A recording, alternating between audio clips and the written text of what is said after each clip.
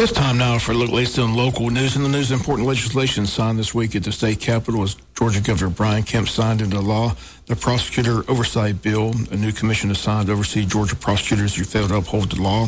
Here are the comments of Georgia Governor Brian Kemp about the legislation and the purpose for it here in the state of Georgia. I'll gladly sign SB 332 into law, finishing an important process that we started last year with SB 92. This legislation will help us ensure rogue or incompetent prosecutors are held accountable if they refuse to uphold the law. As we know all too well, crime has been on the rise across the country, and it's especially prevalent in cities where prosecutors are giving criminals a free pass or failing to put them behind bars due to lack of professional conduct. When out-of-touch prosecutors put politics over public safety, the community suffers and people and property are put at risk. Today we are renewing our commitment that we won't forfeit public safety for prosecutors who let criminals off the hook. Georgians deserve better, and they deserve to feel safe in their own communities. So again, I want to thank Senator Robertson, President Pro Tem Kennedy, Leaders Gooch and Astration, and Representative Gullett and Gaines for their work on this legislation and seeing it through the finish line. And with that, I'll ask all you guys to come up and join us, and we'll get this bill signed and take a picture or two. So congratulations. And once again, those comments of Georgia Governor Brian Kemp. And this legislation passed both in the House and Senate, and the bill was sent to the governor's desk, and he was ready to sign it as he pushed for this law in the state of Georgia. Once again, the new commission will be appointed. We'll go to work here in the state of Georgia. Bill signed this week by Governor Brian Kemp. It's an election year here in Wayne County. Here in Wayne County, we've got 3 men qualified to run for the office of sheriff, including the incumbent Chuck Mosley, challengers Donnie Ray and Toby Cameron. Toby Cameron said to join us this morning on the world-famous Butch and Bob Show.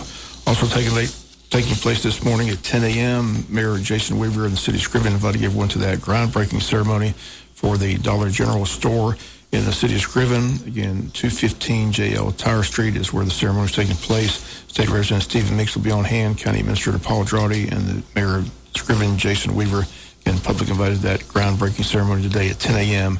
in the city of Scriven, Georgia. We'll be back with more news after this word from our sponsor of the commercial messages, so please stay tuned. In other news, a Tuesday house fire in Gardi that claimed the life of the resident at the house is under investigation by the state fire marshal's office. Call came into the Wayne County Dispatch reporting a house on fire with a man trapped inside. They said extreme heat conditions prevented crews from searching the building until the fire was knocked down.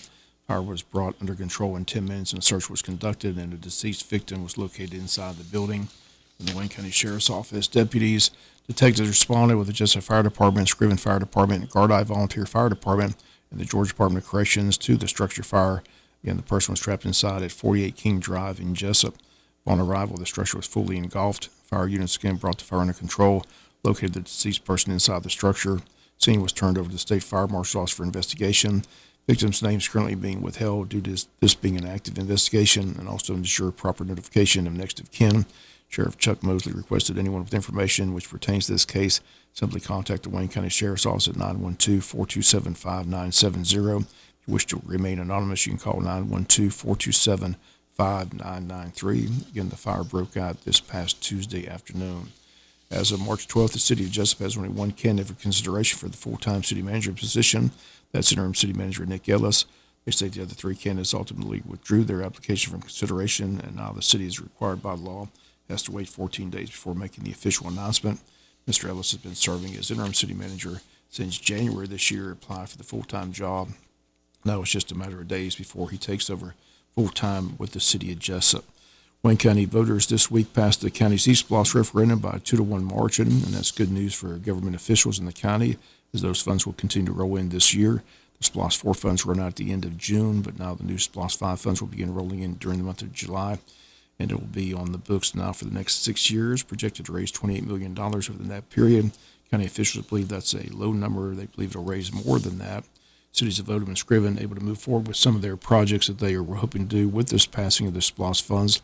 City of Scriven wants to put new playground equipment at both community centers, have a lighted paved walkway trail at Grace Community Park.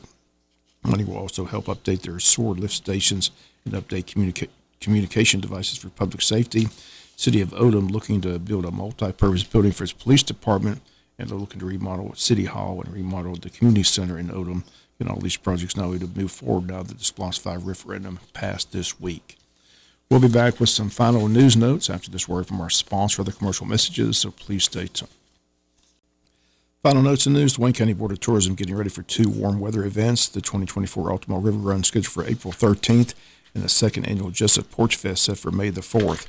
River Run will begin at Upper County Landing and offers paddlers the choice of 2 takeout points. 11-mile takeout point will be at Pig Farm Landing and the 16-mile will be at JC Landing. There is no charge for the event, but each participant must sign a participation waiver before the paddle begins. Need more information on the paddle, it can be found on the Tourism Board website at waynetourism.com. Jesup Porch Fest is a music festival held on the porches and lawns of historic homes and churches in the old town neighborhood of Jesup, bordered by Brunswick Bay, Wayne, and Plum Streets. It's set for May 4th from 1 to 5 p.m. Musicians and entertainers will be performing, allowing visitors to enjoy music from different venues, traveling by golf cart, bicycles, or on foot between the different host sites.